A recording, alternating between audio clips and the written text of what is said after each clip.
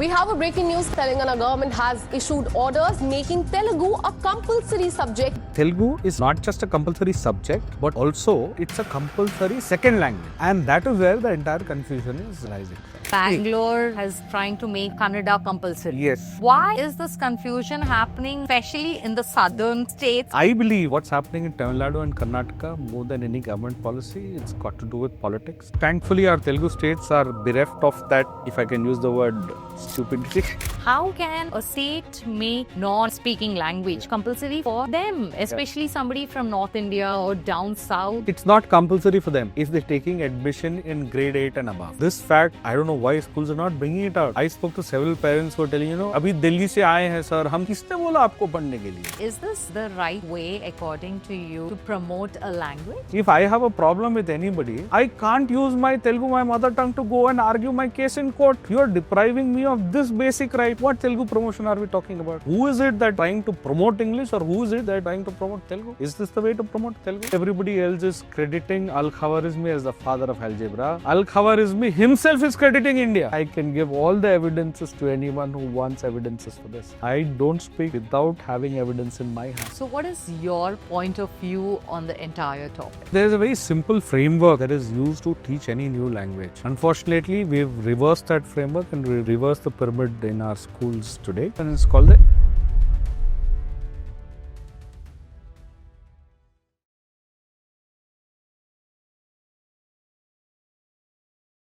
Welcome, Mr. Ashish. My pleasure. It's lovely to have you again. Pleasure is mutual. So what is it for parents when the Telangana government came up with a rule telling Telugu as a subject is compulsory for grade 1 to 10? See, the rule is pretty simple. They said Telugu is a compulsory subject, and let it be a compulsory subject. Where is the scope for confusion? The confusion is being created perhaps by some officials who are not fully informed, and dare I say, some schools who are again not fully informed. And which is where it is leading to all the confusion that Telugu is not just a compulsory subject, but also that it's a compulsory second language.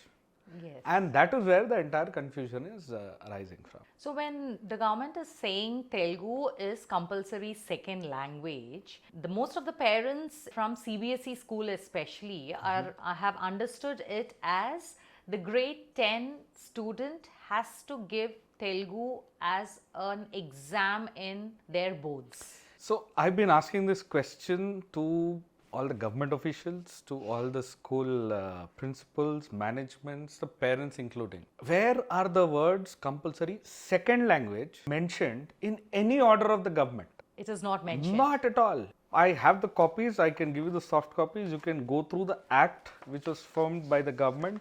This was done in 2018. Then all list of subsequent GOs, everything says teaching Telugu is compulsory. Where does it say second language? So the confusion, let me give you a little background where the entire confusion is rising from. It so happened that some schools, I will not take the names of those schools, but they said that in 10th grade, students who've not read a word of Telugu till now have to compulsorily write exam in Telugu in the boards. And which is where all hell broke loose. So parents started protesting, they held a dharna, I believe they've even gone to the court, and once one school started, it's like a contagion effect, all other schools following suit. And I've been asking this simple question, who's told you? Have you got a circular from the government telling that it has to be made a compulsory second language? That students have to write Telugu as a subject in the 10th board exams? No.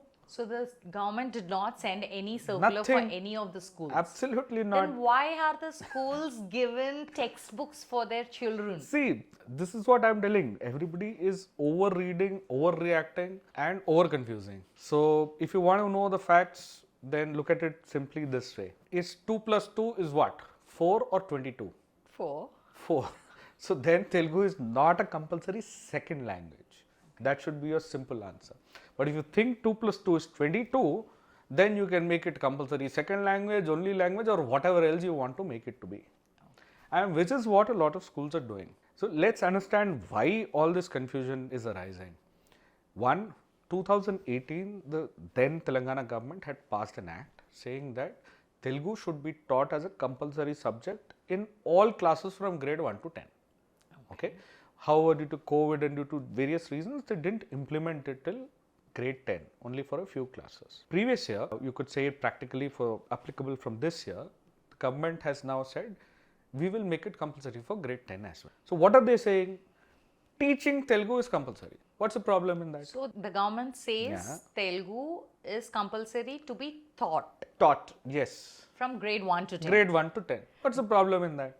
They are not talking about examinations. Absolutely not. So where are these exams coming into the picture? They are coming because a lot of people are making 2 plus 2 is equal to 22.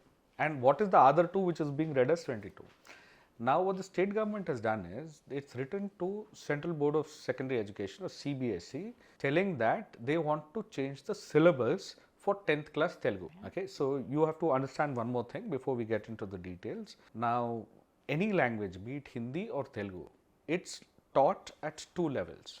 One is for the native speakers of the language, where it's your mother tongue, Hindi mother tongue or Telugu mother tongue. So in Telugu, that textbook is called Singidi in Telangana. Okay, so it's for people for whom Telugu is the mother tongue and the subject level is quite advanced. So you become a scholar in that language, or at least it sets the stage for that. Then second is people who just wanting to become familiar with the language, wanting to learn it a little. So that textbook is called Vennela. So first one is Singidi, second is Vennela. Vennela is the easier one. So now what the government has done is, they've said that the syllabus for 10th grade Telugu exam in CBSE will be Vennela, which is the easier version, and not Singidi, which is the advanced version. This is for children whose second language is Telugu. They're not mentioning anything. Okay. Okay, which is where again the That's confusion is again coming confusion. from. Okay, so SCERT, Okay. State Council for Educational Research and Training, has sent a circular to CBSE that this is the syllabus. We have to adopt that syllabus. Okay. Now you look at the contagion effect for this. What happens to students who've read the textbook Singidi till grade 9, where they are already at an advanced level? Okay. Now for them also the government has suddenly changed the syllabus to Vennela. So you are in grade 9, you are well versed with the syllabus for grade 9, but for them the question paper will seem like a grade 2 or grade 3 question paper. So automatically all of these students will be at a great advantage. They'll score better. They'll score better. On the other side, students who have not read a word of Telugu till grade 9, you are asking them to write whatever your syllabus, a board exam in 10th. Why?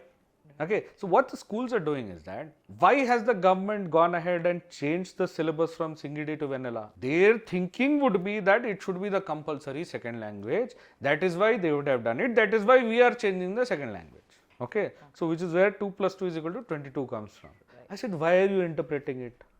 And even if you are assuming it to be so, even if you are interpreting it to be so, why don't you ask the government to clarify in writing? Nobody bothers to clarify. So there's no clarity from No the clarification. The government is not telling anything. Government, if at all, it wanted to make such a drastic change that Telugu not only has to be compulsorily taught, but also assessed, and that too assessed by the board, then it should have issued a very direct circular stating that in black and white, leaving no scope for ambiguity. The government has not done it. So why are you unnecessarily changing the language? This is one part. Now the other part is 10th class board exams, they are controlled CBSE by IGCSE and by IB boards. You ask CBSE, CBSE says you register whatever language you want. So on record I am telling you, the students in my school, they have registered whatever language they want. Some people who wanted to write Hindi, they have registered Hindi. Who wanted to write Telugu, they have registered Telugu. We don't have other languages being offered, otherwise we've given them the freedom to choose it. So the students of grade 10 who are writing 2025-26 academic year have registered for Hindi. Yeah, if so they want the way it works with CBSE is, whoever is going to write 10th this year, that is the academic year 25-26, in 26 Feb or March they will be writing exams. They would have registered their subjects not in 25 but in 24. Okay. Okay, so while they are still in grade 9. Right. So students in my school who are in grade 9 right now, who will be in 10th in next year, some have registered with Hindi, some have registered with Telugu, and we are not alone. I've spoken to several schools, while on one hand you have several schools who've said no, only Telugu. On the other hand, you have several and more schools who are telling no, Hindi, Telugu, whatever you want. So who is right here? Who's going to clarify? So now CBSE, IB and Cambridge, all these curriculums are central government curriculum. Does a state government has a right to tell the central government that they have to add their regional language? Correct. Very good point. A small correction. So CBSE is central government, IGCSE and IB is not central government, but it's an authority beyond the state government, right? Yeah. And it's a pertinent point that does the state government have the right to go and dictate to them what languages they should assess? Now that's again a grey area. If you ask me, no. And if you look at my previous podcast where we discussed HSPA, there in that court judgment, the court was very clear that as far as the basic requirements of law are concerned, there the state government is going to head it. And beyond that, as far as the academic syllabus, rigor, all this is there, that's going to be done by the respective board. Okay, so even court judgments are there to the effect that state government cannot dictate to IB board, IGCSE or CBSE that this is what you have to do. Because if CBSE or an IB or IGCSE board starts listening to one state, then what about the other so many states in India? My next thing was that Exactly. Bangalore has trying to make Kannada compulsory. Yes. In the same way. Yeah. Why is this confusion happening, especially in the southern states, Correct. I would say? See, I won't go on to generalize it as far as saying that, it's the problem related to all the southern states. But if you look at language for long has been a very sensitive issue, mostly in Tamil Nadu. And of late, we've been listening to a few murmurs in Karnataka. Thankfully, our Telugu states are bereft of that, if I can use the word, stupidity. But we're far away from that controversy. Now, I believe what's happening in Tamil Nadu and Karnataka, more than any government policy, it's got to do with politics. And as someone dabbling in education, I think we better steer clear of politics there. Away from politics. Away from politics. At least keep our children away from politics. Yeah. And stick to what academics require us to do. But as an educator, I just want your point of view. Why do you think the state government is trying to make a regional language compulsory for their children? See, now our states are formed on the basis of language, right? The Language Reorganization Commission. So you have a Telugu state, you have a Tamil state, you have a Kannada state, you have a Malayali state, you have a Gujarati state, you have a Marathi or a Maharashtrian state. So language is a very intrinsic part, and there is no harm in trying to promote one's language. And if you ask, frankly, from my perspective, people who are coming into Telangana, who are going to Tamil Nadu, who are going to Karnataka, there is absolutely no harm in trying to learn that language.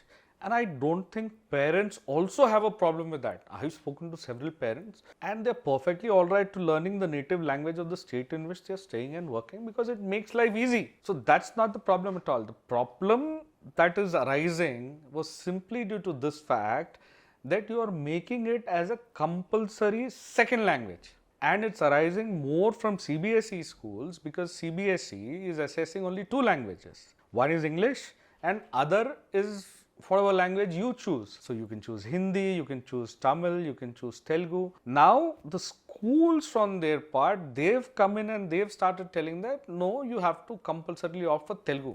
So which is where the problem is arising. So that's where the entire confusion is coming from. Mr. Ashish, you are giving us one version of this, okay? The court has given us one version of it. The school has given us one version of it. Media is giving us one version. So we have so many different versions of it. Which one do we as parents take it seriously and consider it?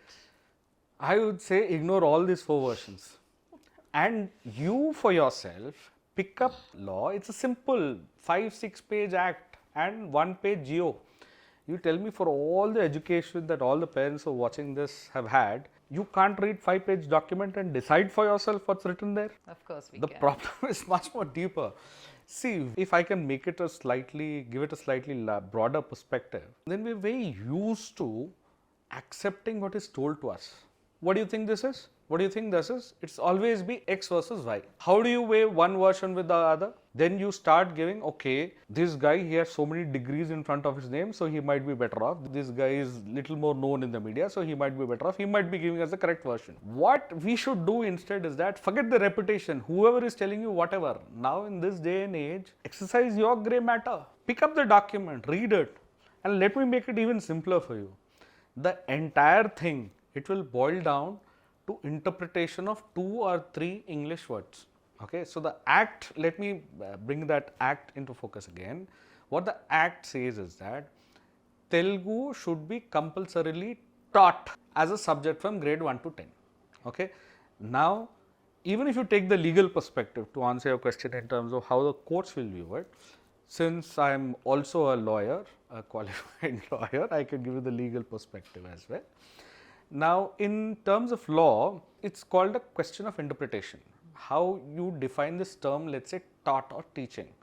You define it very narrowly or literally to mean that only it should be taught. Or would you want to give it a broader interpretation by saying that teaching also means assessing. Okay, so the entire debate will boil down to these 2 words.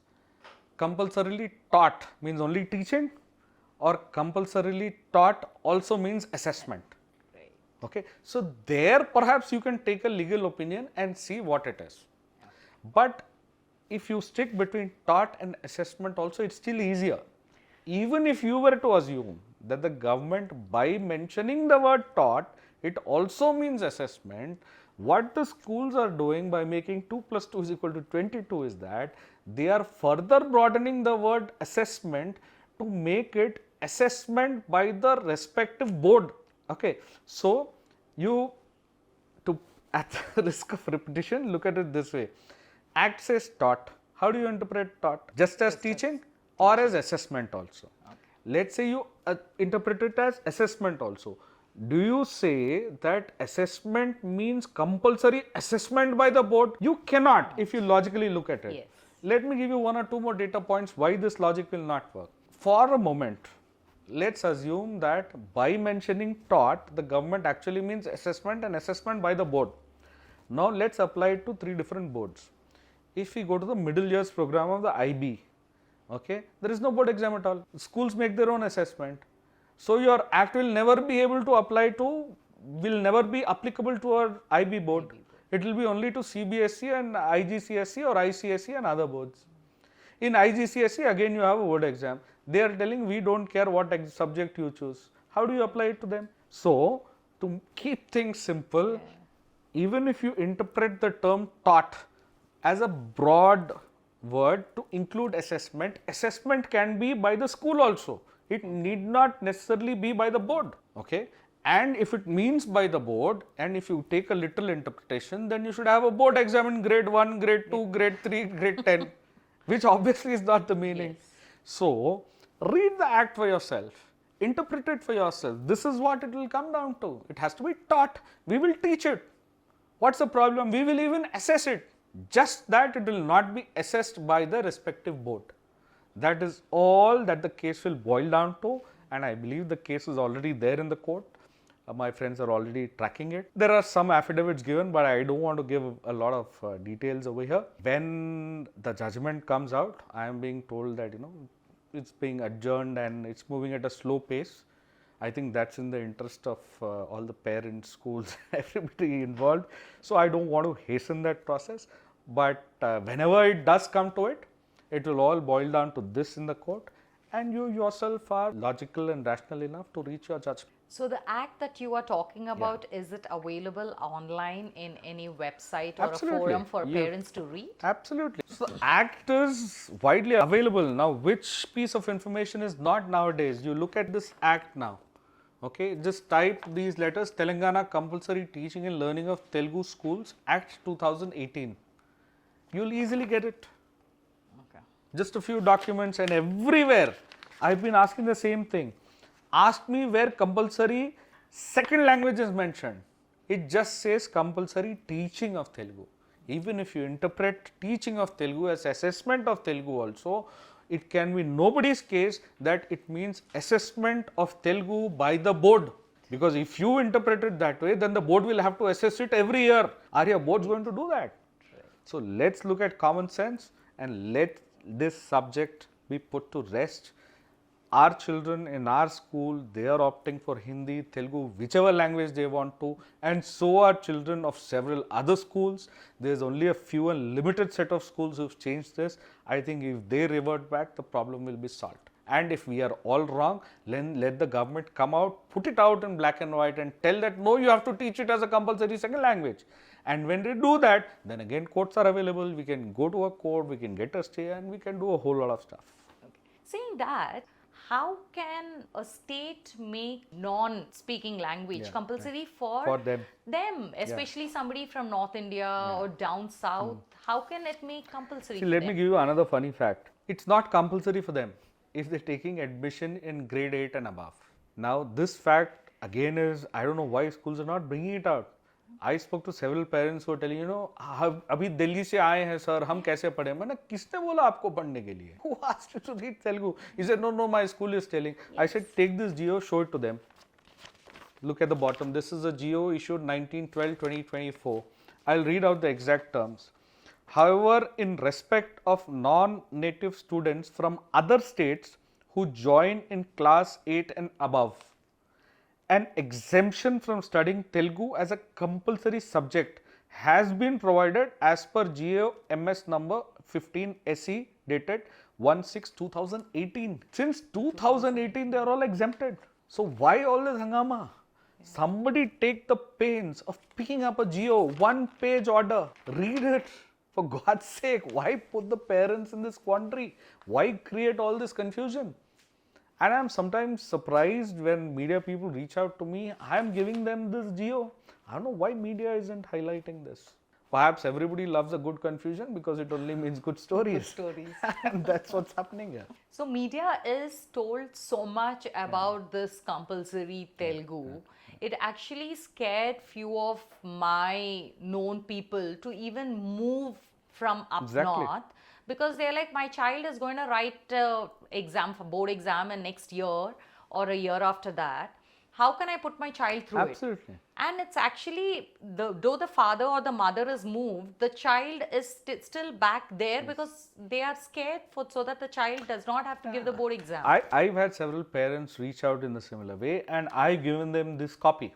But the funny part is, one of them went and gave it to the school principal, and the principal said, no sir, we don't know. Yes. This is what our management has told, and this is what we are going to do. That is what I am saying. The schools are not clear about the now tell me one thing. Whoever has read this geo, will they have any doubt in their mind what the government's intent is? Then why are the schools not? Now you've got to go and catch these schools who are doing this rule and do it.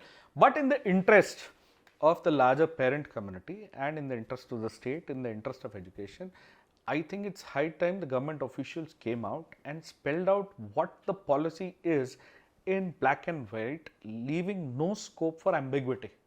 Otherwise, this is going to go on, and let them understand, when our Chief Minister is trying so hard to bring in investment and people from other states, and he's also on record that we are not a language fanatic state, then it's high time he understands that a lot of people are they're hesitating to get transferred to Hyderabad because they're worried about a second language or a language that they will be forced to learn and write exam in grade 10.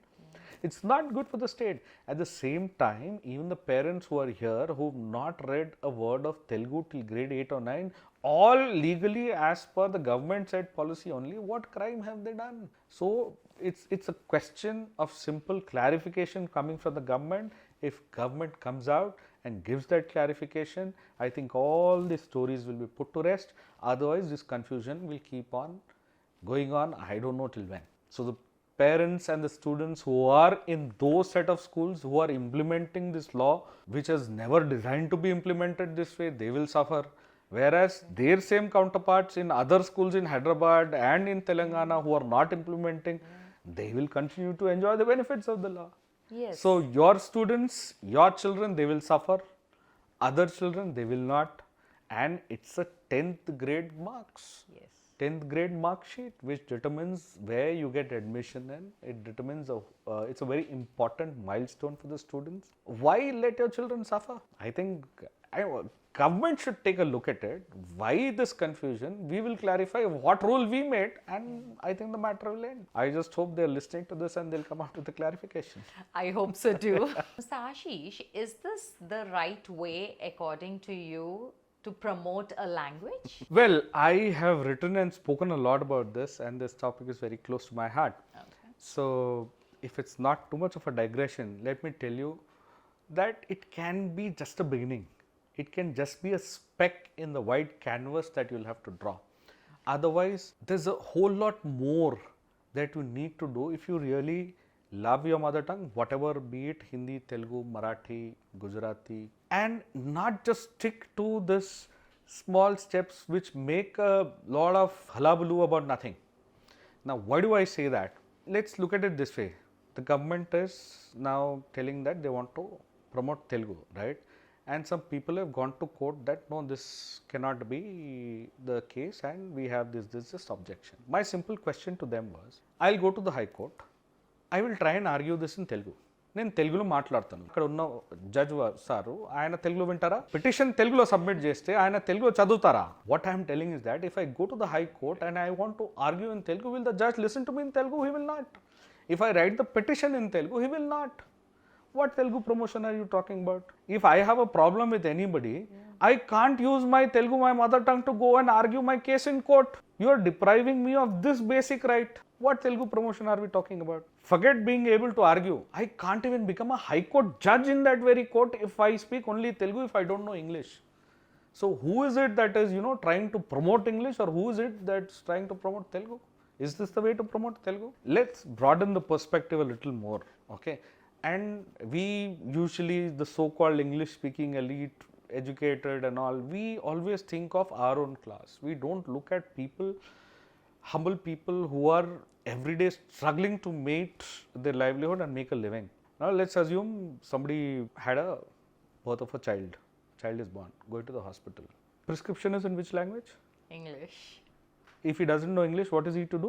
So difficult for them. So difficult. I had this instance. My driver once, he came to me and he said, "Sir, edo rashiccharandi doctor garu chudandi." So it was written, "Visit me next week." Now the very fact that his doctor is asking the patient to come and see him next week, he can't read that. Why? Because it's written in English. ठीक है, prescription in English. Go to a medical hall, medical shop, get medicines. Try and see how they remember the medicines. అది ఎర్ర మందు ఎప్పుడు తీసుకోవాలి, అది నల్ల మందు తీసుకోవాలా, that red medicine, that green medicine, that yellow medicine, that blue medicine. Names are non existent for them because he cannot read, because the names are in English.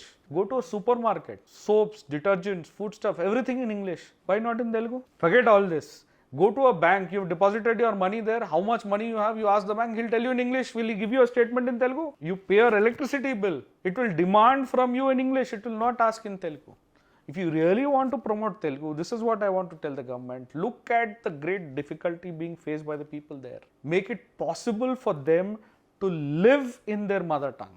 Modi ji talks about, making life easy. There's a term which he's using, I'm not able to get that term. Ease of living index or something. Is this ease of living? When I can't get my water bill in my mother tongue, my electricity bill in my mother tongue, my bank statement in my mother tongue, when I cannot get medicines in my mother tongue, when I can't argue my case in my mother tongue, when I cannot become a judge in my mother tongue, why should I read my mother tongue? Why are you degrading my mother tongue to this extent? You really want to do something for your mother tongue? Look at the broader perspective and get a change there. It will be very easy, isn't it? It's a very easily doable step, especially now with AI. You can ask the customers to choose their preferred language. On phone, you already get it IVR. Give them an option of getting their bills in Telugu. What's the problem? You'll have more business there. They'll be happy. They'll be easy. It will be easy for them to understand. They will lead a respectable life. The worst part, paradoxical and the ironical part of this all is that you talk to those people, and when you say, "Arey, meek chadaniki rada," you don't know how to read it, he will curse himself. He'll say, "Yes, it's a problem with me. Mem eppudu English chadaledandi." Enduku chadvalandi English? Adi vere subject. We'll go there separate. But at least allow him to lead his everyday life in his mother tongue, Telugu, Tamil, Hindi. Even in Hindi, the same case, right? So I would request the government to look at this from a more sensitive point of view and from a much more broader perspective, instead of creating this unnecessary confusions, board exam or no board exam, as a way of promoting Telugu or you're promoting your mother tongue. That's what I'd like to tell the government. That's amazing. The way you put it across is really nice. As we are on the topic of Telugu being compulsory, what if Telugu is made compulsory by my school? See, what if it's made compulsory? It's a hypothetical question. The problem right now is many are telling that it is compulsory, whereas I am telling it is not compulsory. And the laws, if you look at the entire podcast here, where I given you the difference between taught and assessment by the board, you come to your own conclusion, right?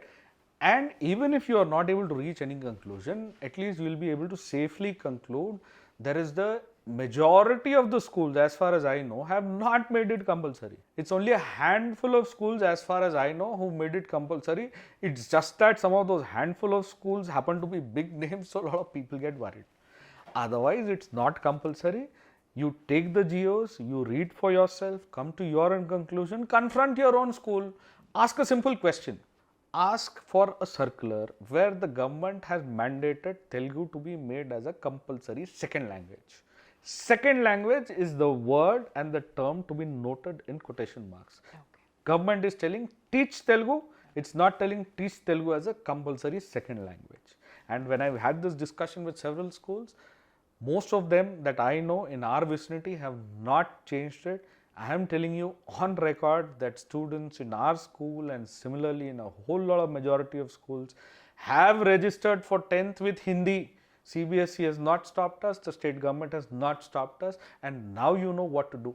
Either go and talk to your schools, or then you have a choice of moving to the schools who are not talking the language that your schools are talking. So 2025-26 board exams for 10th grade, Telugu is not compulsory. No, it's not compulsory for any year. That's my interpretation. It's not compulsory for it is not. If the government is telling that, all that we are telling is that let the government put it out in black and white. You can't be saying that government issued one circular here, government issued another circular there, and if this is a circular based on XYZ assumptions, then conclusions A, B, C. It's too much of a logic, too much of word play going on here. That's not education. You ask for a clear worded circular from the government, and if there is a clear worded circular, you still have resort to. So who is creating this confusion? Is it the media? Is it the government? Is it the schools? See, I've got one hypothesis. Okay. I don't know if would love to hear that. I don't know if that's correct or not, but I would like ways and means of checking that. My hypothesis is that the government has definitely not given anything in black and white. You can ask anybody, it's not given anything that you have to compulsorily teach it as a second language. What I am thinking is happening is that one or two so-called well-known schools, now some of these schools have passed into hands of foreign players. Right. Foreign equity players, they've brought stakes in this and now they are managing it. And one thing that I've known through my business days is they are stickler of rules. They're in fact paranoid about being in violation of any law that the government has made. So one or two of those overcautious schools would have taken this step. Looking at them, oh, if XYZ, such a well-known school is doing it, then everybody around in their vicinity has taken it. And that contagion effect was going on.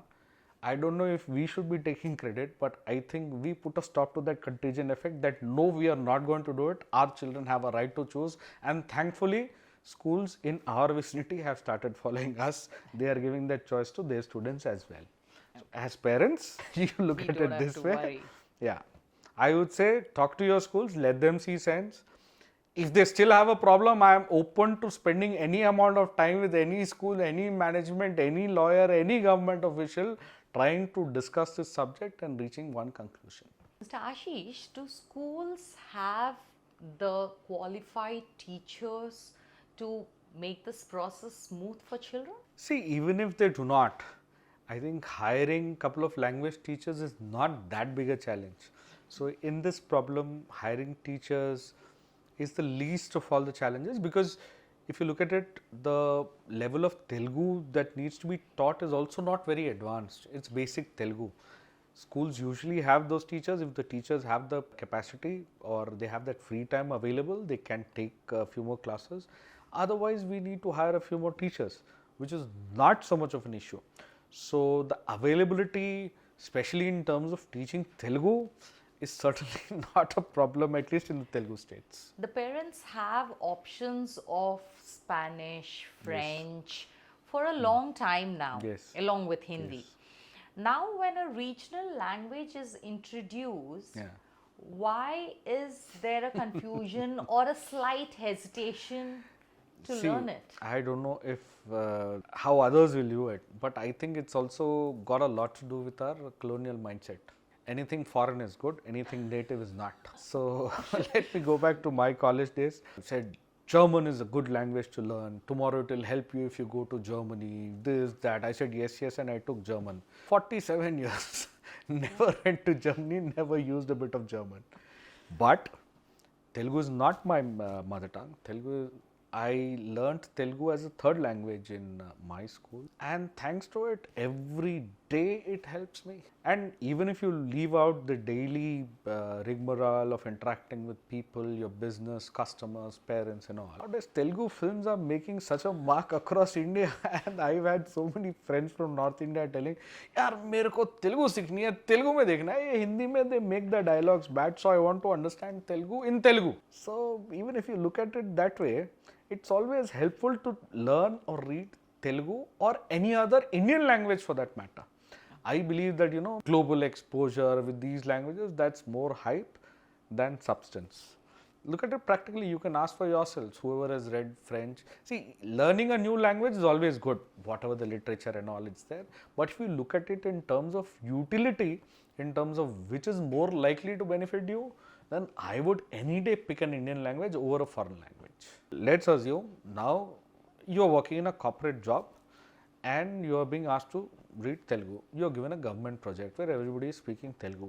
If you don't know Telugu, what will you do? You will carry an interpreter. So this is going to be more utilitarian for you. Learn any Indian language for that matter. Telugu, Tamil, Kannada, Gujarati, Marathi. I think if you look at it purely in terms of economics, in terms of utility, any Indian language is any day better than any foreign language. We were talking about learning a new language, and there is no age limit to learn any new language. Yeah. Do you have any different ways that children especially can learn any new languages? See, there is a very simple framework that is used to teach any new language. Unfortunately, we've reversed that framework and we've reversed the pyramid in our schools today. We are doing some stuff to correct it, but the framework is pretty simple and it's called the LSRW framework. You look at listening, L, speaking, reading, and then writing. Okay. What do we do in schools? Write A, write. So we start with writing first, which is not how it is to be. Now what's your mother tongue? Tamil. Tamil? Yeah. You speak Tamil at home? Not much, but which as is the you most said, language you Hindi. speak at home? Hindi. How did you learn Hindi? I'm from Hyderabad, born and brought up in Hyderabad. Born and brought up here, your parents were speaking Hindi? My parents are born and brought up in Hyderabad. So how did you learn Hindi as a kid? First By listening. Listening, yeah. Okay. Now even in Hindi, let's say somebody in North India, he will have his version of Hindi. Me being born in Hyderabad, I will have my version of Hindi. Why did I pick up this version of Hindi and why did the person in North India pick up that version of Hindi? By listening to what is spoken. Right. Nobody taught you grammar. No. Nobody told you bara khadi, No. You just learn the language. How? We've got that basic intelligence in us. Yes. Okay, so you listen to it with the actions. When the need comes, you will learn that language first by listening. And once you listen, you will speak. And once you start speaking, few errors here and there will be there. You can look at this instance. We often see children, they speak their native language, but they make mistakes in gender. Exactly. The boy will tell my khati.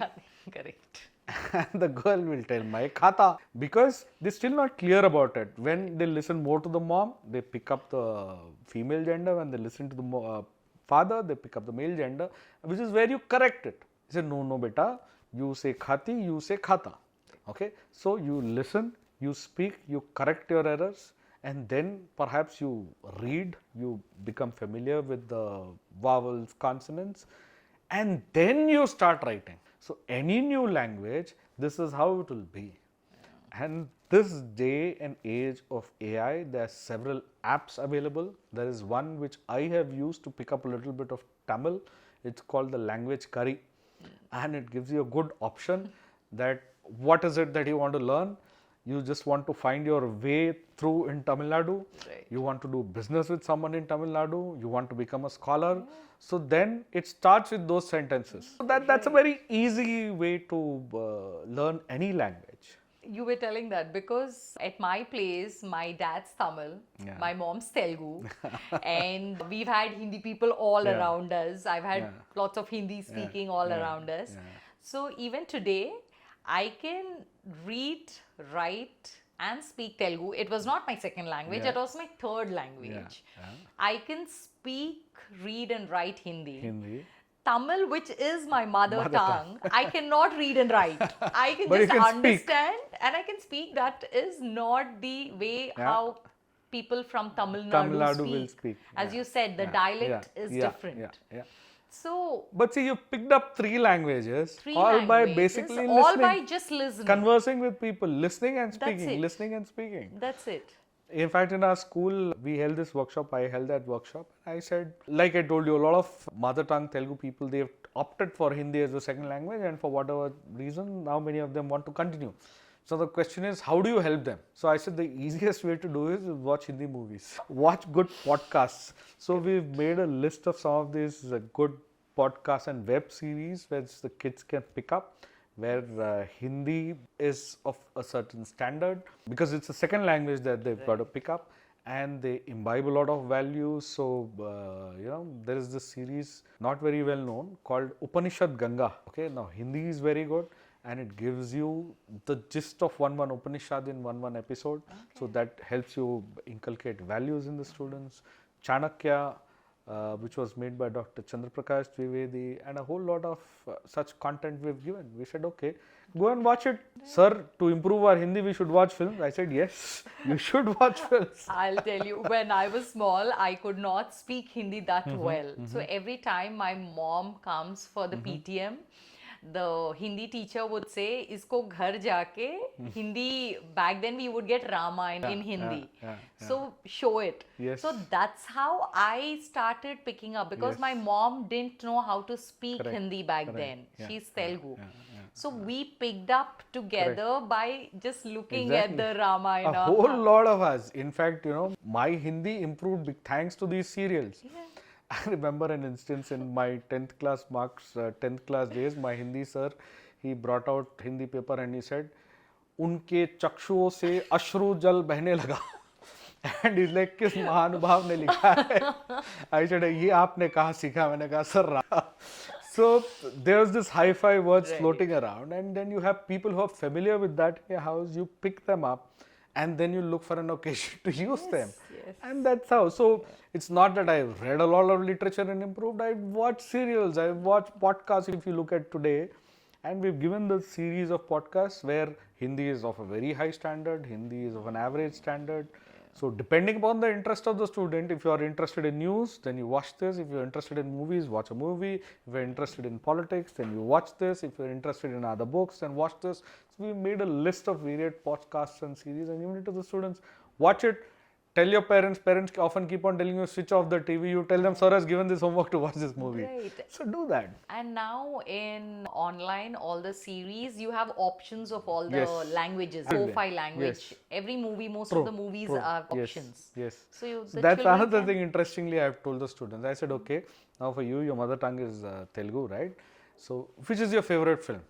I said, now take that film. You rewatch those films sometimes. Yeah. I said, once rewatch it in Hindi. You've seen it in Telugu. Now rewatch it in Hindi, so you will better understand what this person is telling, and that helps bring in familiarity.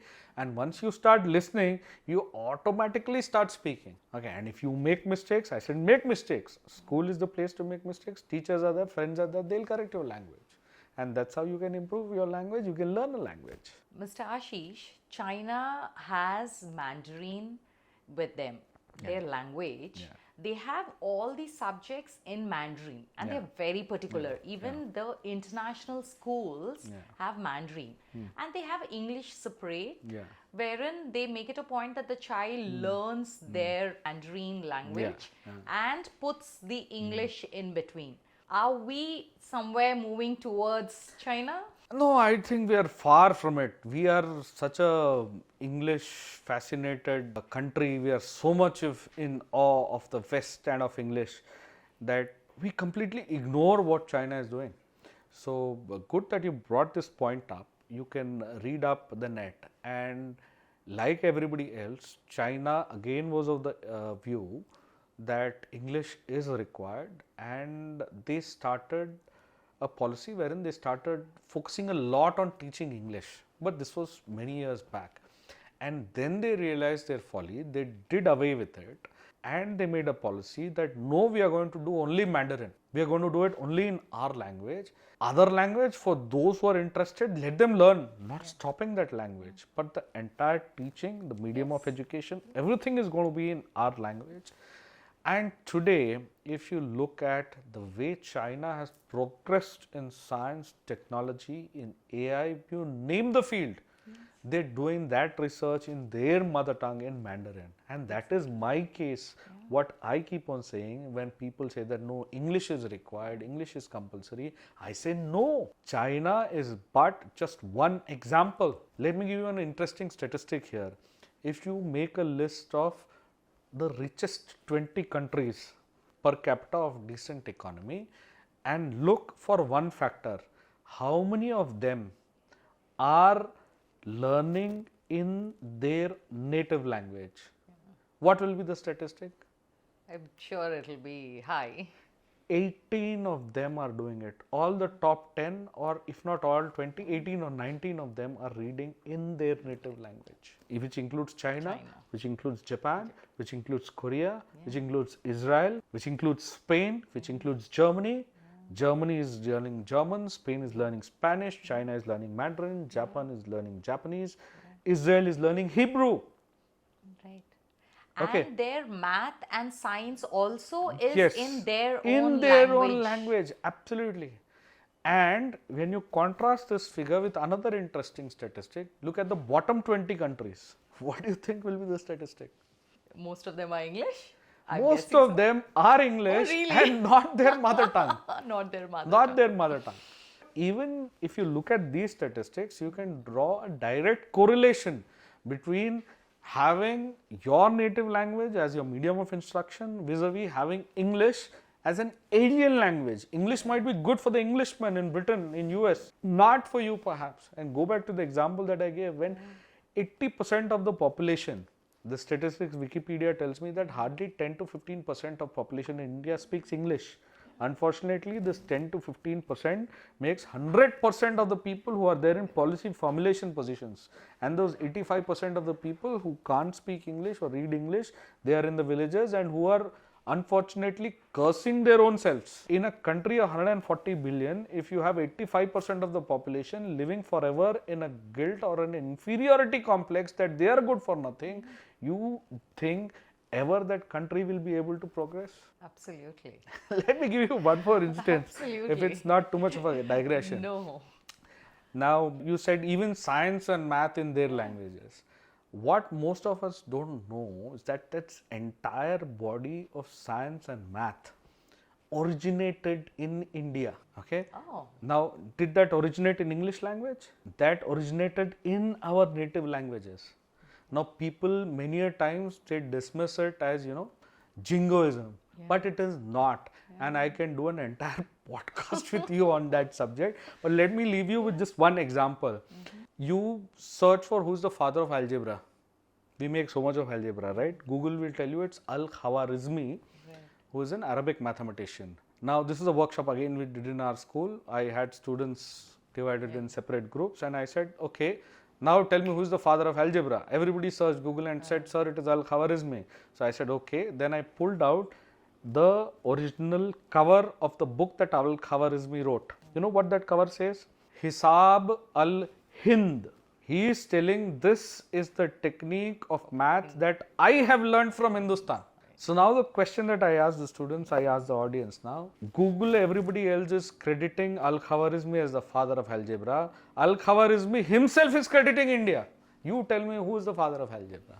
We'll have to be proud of ourselves. Absolutely. And more than that, nowadays, because of whatever our education has done with our minds, colonized our minds, many of us will be so dismissive of this idea that India ever had science and math with it. Whereas I'm making a strong assertion here that all trigonometry, calculus, maths, science, astronomy originated in India, and what we are learning today is a warped form of the original knowledge that we had in India. If we can go back to that original self, a lot of concepts of your mathematics will become easier for you to understand. Why do people dread mathematics so much? Because it is being taught by people who haven't understood the subject properly and who are doing a mere translation of the texts written in Sanskrit. You read it in Sanskrit, understand the language, and see how easy math will become. It's thought-provoking. I am making a very strong assertion, but with full backing, and I can give all the evidences to anyone who wants evidences for this. I don't speak without having evidence in my hand. So science and math and all these other subjects, I mean, they are just concepts. Yes.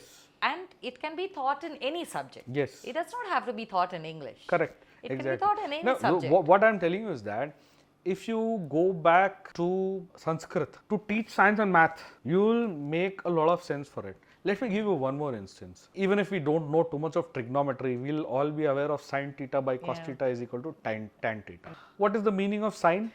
Nobody bothers to find out.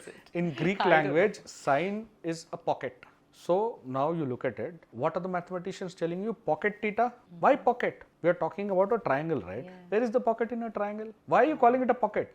You can Google for it. Sine is the word for a pocket in Greek language. Okay. Why are they calling it a pocket? You will get to know when you read Sanskrit. Okay. So the way it traveled is, firstly, Indians never spoke about the triangle this way. They spoke about the entire circle. Okay. And in the circle, a chord. A chord is called Jiva or Jaya in Sanskrit. Okay. So you look at how knowledge flowed. We spoke about Al-Khwarizmi. Now knowledge flowed from Sanskrit to the Arabs. Okay. Now in Arabic language, then they did not have two things. One, the matra system. So you can't write Ji, Va. You can write Ja and Va. Okay. You don't have the matra. Now when you write Ja, Va, you can interpret it anyway, Java or whatever. Second, they did not have Va sound. They had the B sound. So Jiva became Java, Java became Jab. Now, so Arabic, a chord Jiv, Jav is become Jab. The person translating it in Latin and Greek, he said, what is Jab? Jab is a Jab. Okay. So Jab is a sign, and that's how all triangles of the world got a pocket. Okay. Very interesting. This is just one example. I can give you countless examples like this. So when you say that, even science and math can be taught in our language, I would make an assertion. Science and math were invented in our language, and what we are learning today is only a warped version, a perverted version of what was invented. When the language itself is the genesis of science and maths, when science and math were done in this language, there can absolutely be no doubt that it is very conducive and it can be done, it has been done, and which is the place from where the entire world has learned science and math. Very interesting. So now the case is in the High Court and the government is waiting for the High Court to give a judgment. So what do you think the judgment is going to be, and when do you think they're going to come up with that? See, it's very difficult to come to a conclusion what the judgment is going to be, and I think more difficult will be the part when the judgment is going to come. Like that famous dialogue from Damini, it's Tariq pe Tariq, Tariq pe Tariq in the courts. The court asked the government what is the factual position. So the government should clarify, and that should be the end of the matter. But from the time the government has given its affidavit, I believe the case is continuously being adjourned. So the matter stands as is where is. Some schools who are taken a view that it's compulsory second language, they are implementing that. A majority of schools who've taken the view that it's not a compulsory second language are not implementing it. So in the interest of the parents, let the status quo continue. So we don't have to worry about it. Right now, no. And I would say actually not much a cause for worry, because when the judgment comes, you will again have the right to appeal. You can appeal. And I already know of a few people who are waiting there to appeal. In fact, they approached me, and I can perhaps let your audience know that I have drafted that petition for them and given it to them. Whenever the judgment comes, I don't think it will come fast looking at the way the proceedings are going. Whenever it comes, there are people who will be appealing against it, and then again the status quo will continue. So have no worries, whatever language your children are reading, let them continue that way. And yes, if they are imposing it as a second language, then keep piling the pressure on your schools. I think which is where you will get a better solution from. So what is your point of view on the entire topic? See, the point of view is pretty simple. The government took a conscious decision that we need to promote our language, Telugu language, for which we need to teach it in schools. Okay? And let's keep it at that. You are teaching it in schools. Teaching it as a second language, third language is immaterial. You look at it, funnily enough, you're teaching it as a third language till grade 9 is also okay. But when it comes to 10th, you want to teach it as a second language. How funny and ironical is that? So let's stick with the government intention that you just want people to pick up basic familiarity with the language for non-native speakers, and that's how the matter is most likely to end, if you ask me. When it's dependent upon the court, Bhagwan but Jane. and it does no harm, because like I said, a huge majority of the schools are continuing with the old rules. It's only a handful which have moved on to 2 plus 2 is equal to 22. My entire concept of trying to understand is they are trying to make a language compulsory for the children. Yeah. Who are going to live in AI world tomorrow. Yes. Now in my phone I have an app where I speak in English and it can translate in 15 languages. Absolutely. Absolutely. So all I have to do is just do that and it's going to translate. Absolutely. Why do I have to make my child who's going to live with AI 10 years from now teach a language? You made a very great and pertinent point. Let me give you a practical instance from our school.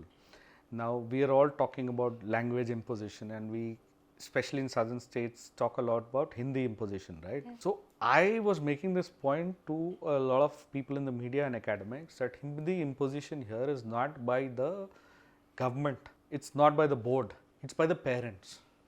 Why do I say so? In our school, majority of the people Telugu, all of them with Telugu as a mother tongue, let's say about 90% with Telugu mother tongue, but you know how many have opted to take Hindi as their main language, that is the second language. 70% of them want Hindi as the second language or the main language when they are even basically struggling to read basic Hindi. Why so? Because they say, sir, Hindi they should know. If they move to other state, Hindi is required. I said, yes, Baba, it is required. But why impose it as a second language? Again, coming back to the same debate. What the government is doing, you're protesting. What are you doing from your side? Why are you imposing an unknown language to him? Hindi is an alien language for a person whose mother tongue is Telugu. I said, let him read Telugu, let him have Telugu as a second language, and let him learn Hindi, no problems. Learn Hindi, learn any other subject, take it as a third language, because the level of difficulty is more. You are not perhaps looking to make your child a scholar in Hindi, which is not your native language. If you want to do that, well, it's your choice. Then be very clear what you're doing. But to make it, these figures can't be as drastic as this. In a school where 90% of them have Telugu as mother tongue, 70% opt for Hindi as their main language. So, don't try and impose Hindi. And then to make the parents understand, we held 2 workshops in the school, and in one of the workshops I did exactly what you're telling. I said, okay, now I will speak something in Telugu and let AI do a live translation. It was doing 95 to 96% accurate translation. What's your problem? So technology perhaps will make this debate a non-starter or a redundant debate in a few years' time. You go to China, obviously I don't know Chinese, but I'm talking in English and my phone will speak to him in Chinese. When technology is available, why make such a hullabaloo about language and its policies? So yeah, fully with you.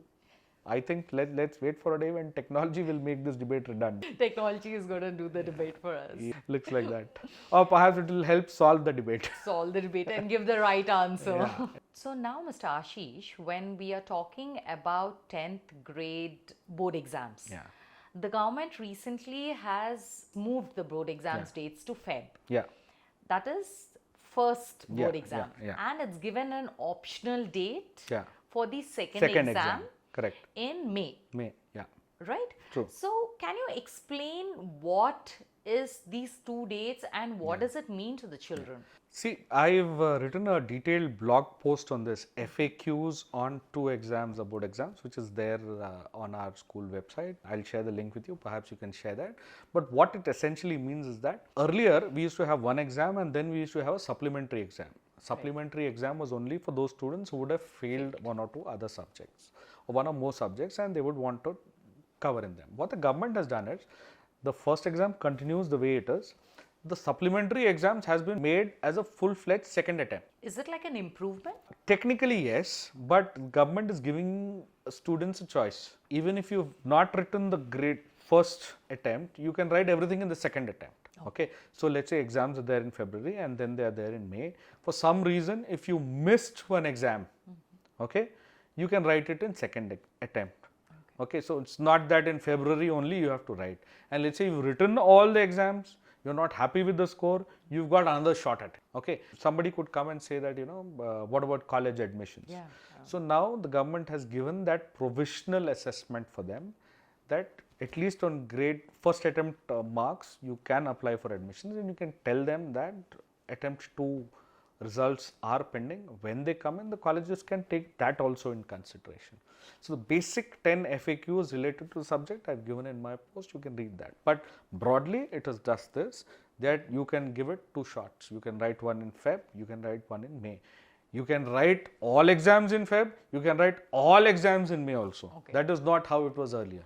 Let's say a child wrote exams in Feb Yeah. and not very happy with the Yeah. marks, 50-60%, and has written Yes. again the same exam, Yes. but has got horrible marks than the Feb. Can the child choose the better of two? Yes, the child does not choose, the government itself chooses the best mark.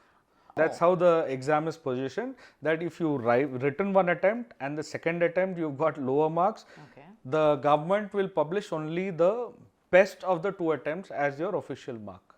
Oh. I think on the memo they might mention the other mark also, but for your grading, for your ranking and for college admissions consideration, it's only going to be your best attempt. And that is how it works for most of the entrance exams. If you take GMAT for instance, which people write for management, some students give only 1 attempt, some give 6, 7, 8, 9. But the colleges will take only the best of those 8, 9 attempts, no matter how many attempts you do. So here also, of these 2 attempts, whether you could say, you know, in maths and English, I got better in Feb, in Telugu and Hindi, I got better in May.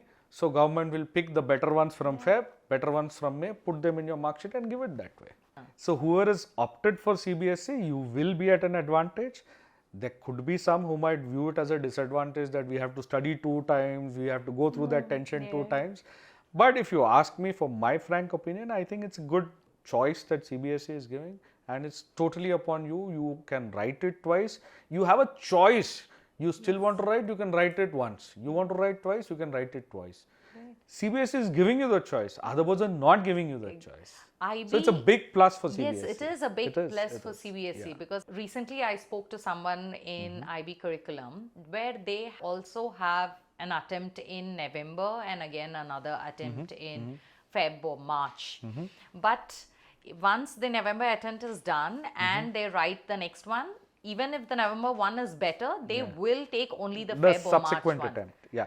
They will not take the Yes. one that is better. Yeah. That is a disadvantage, whereas CBSE Absolutely. is Absolutely. definitely an And advantage. it flies against all the accepted norms of progress in education and the philosophy of So-called education, because what international- you are trying to do here is trying to get the best version of a candidate out. It could so happen that sometimes candidate would have got a 90 and then he would have got an 80, But if he's got a 90, that means he has the ability to get 90, and that's what's more important. So you can't be having a rule that no, first attempt is 90, second attempt is 80, so I'll take 80. What you are trying to get an assessment of is the ability by whatever standards and yardstick that you've agreed upon. So the best of attempts, that's the accepted norm across international academic circles and educational circles, and thankfully CBSE is following that. So 2025-26 CBSE 10th grade Yes. has 2 attempts Two that attempts. they can give. Yes. And You are happy with one, you can stick with it. You want a choice of writing it again, you can do it. You want to divide your subjects into 2 You years? can do that as well. So how are the scores, when are the scores released? Are they going to clash with the inter See, admissions? one is the regular February exams. I think the scores will be out by April, and that's when the children will be able to take a call whether they would want to write May or not. And college admission cycles, like I said, we'll have to see. Even the colleges will slowly try and adapt to this, because all said and done, CBSE has the highest number of 10th going students, other boards still less. And nowadays the philosophy, like I said, each person is interested in the best that a child can do. So if second attempt can give a best, then I think the colleges would want to wait for it, or at least a certain percentage of seats can be reserved to see that the call on admission for those percentage of seats can be taken later. Reservation is a bad word to use. No, this is the best thing I think. Absolutely, I CBSE fully concur is with you. done Yes. in off late with all the attempts yes. that they are making. I think that's the best decision. But that one they thing have good about CBSE, for all the flack that we keep on giving the government and the boards for the education, if you keep watching the circulars that they issue, there's so much of research that CBSE is doing and so many changes constantly, so much training that they're providing, that you really got to appreciate them, and it's all in the right direction, I would say, some of the steps that they're taking, this for instance. So let's give them credit when they're doing something good. Yes, it's really nice. Thank you so much for being here today. My pleasure. Thank you so much for having me here.